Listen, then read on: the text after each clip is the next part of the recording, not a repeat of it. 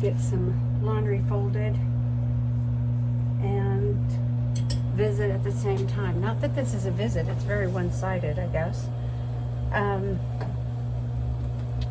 Oh, I know what I wanted to share. I communicated with a woman that reached out to me wanting to ask some questions, which I was happy to answer. She, like me, found herself in the spot where she felt that it was just, she'd gotten to a point where it was impossible to shift the bathroom scale, even with multiple days of fasting, like fasting every week for 3 days, which is quite a discipline.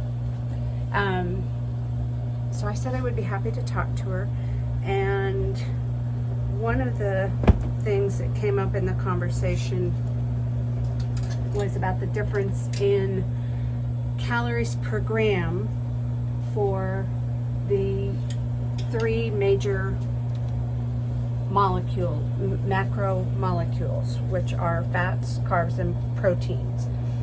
And those are the 3 major building blocks that our body uses to take care of us.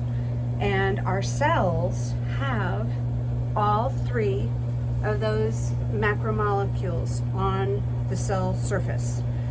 All cells are enclosed with a phospholipid bilayer.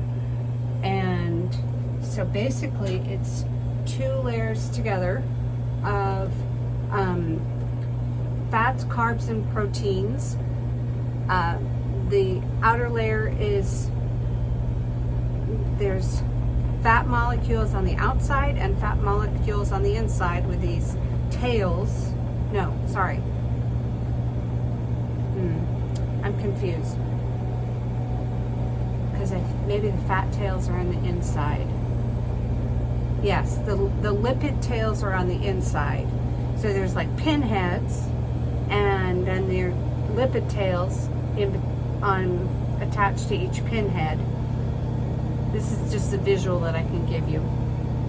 And then that double layer surrounds our cell, each cell. But embedded in the layer all around the cell are these, we can have protein channels, we can have carbohydrates, some of them are called glycoproteins. We have cholesterol in that mix, which is another form of fat.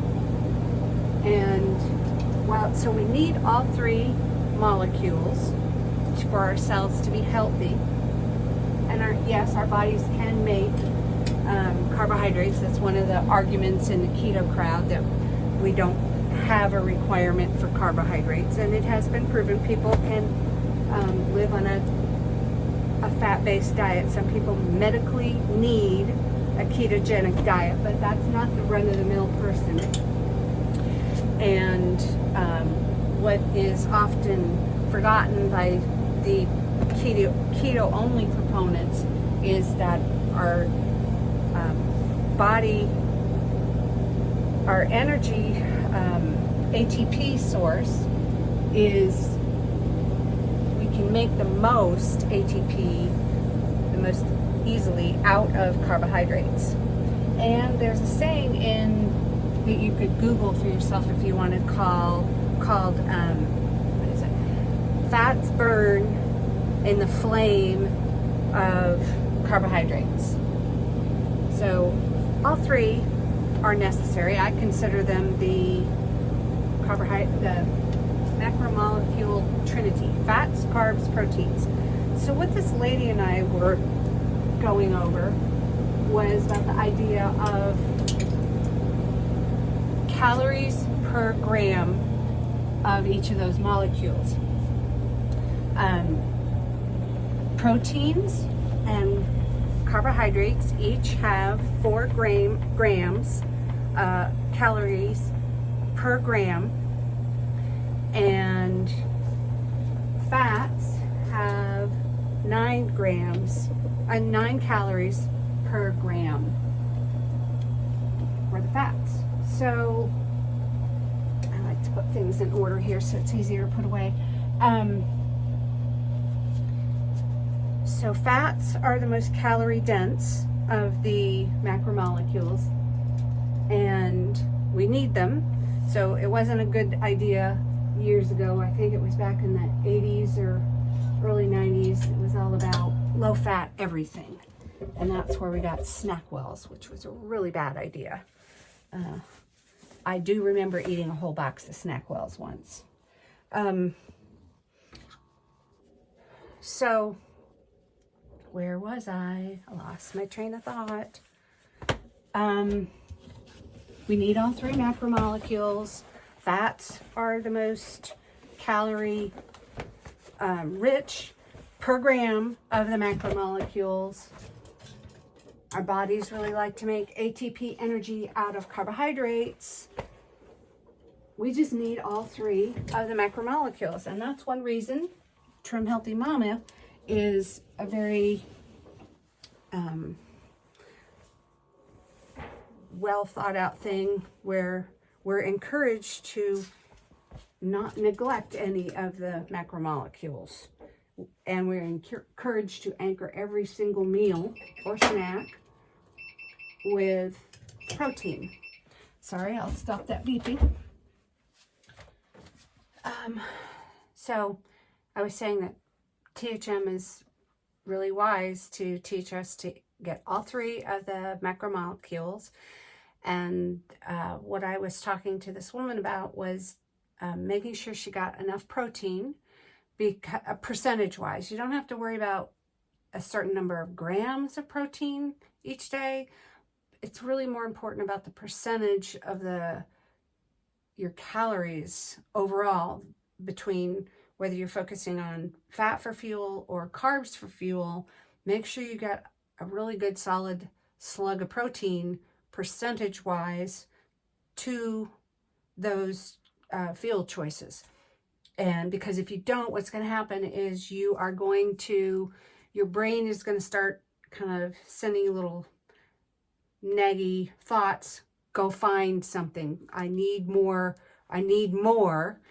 And you might not necessarily be attracted to going to eat more chicken or beef or fish or dairy protein, like a low-fat cottage cheese. But your brain is going to send you looking for more food because you don't have enough protein in your diet. That happens.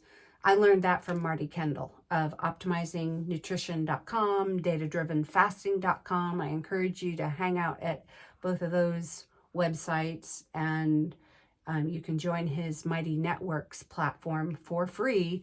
And he has free teaching on there about data-driven fasting, or I like to call it data-driven eating.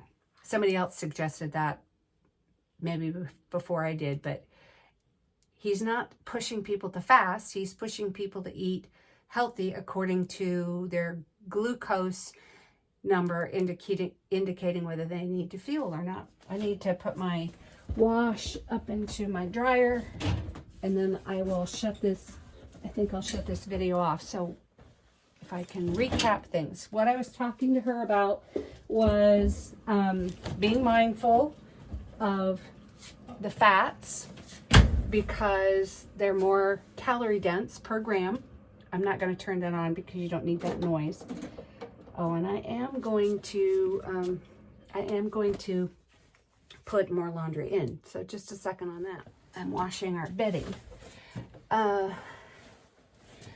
Okay, so be mindful of the fat because it's more calorie dense. Fat is not a free food. Marty does teach people, and get enough protein, because if you don't meet your protein needs, your brain's going to send you signals. Go find more food. Go find me more. I need more protein. But you might eat chocolate because you don't know that it's going to be protein that will shut up the nagging in your brain. Okay, I think that's it for right now.